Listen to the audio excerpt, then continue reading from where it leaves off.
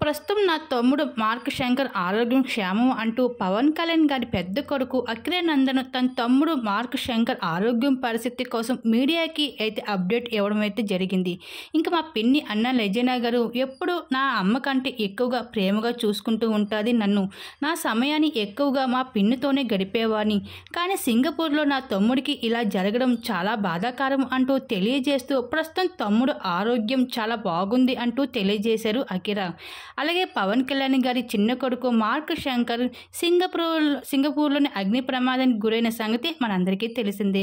అలాగే హడావడిగా అయితే చిరంజీవి గారు, సురేఖ గారు, పవన్ కళ్యాణ్ గారు సింగపూర్కి చేరుకున్నారు. ఇంకా ఆ తర్వాత ఇంకా తమ్ముడు మార్క్ శంకర్ చూసేందుకు అఖిలానందన్ కూడా సింగపూర్కి వెళ్ళి తర్వాత మీడియాతో మాట్లాడుతూ తమ్ముడు ఆరోగ్యం క్షేమం అంటూ ఇప్పటికే కొన్ని ఫొటోస్ సోషల్ మీడియా రిలీజ్ చేసిన సంగతి అందరికీ తెలిసిందే.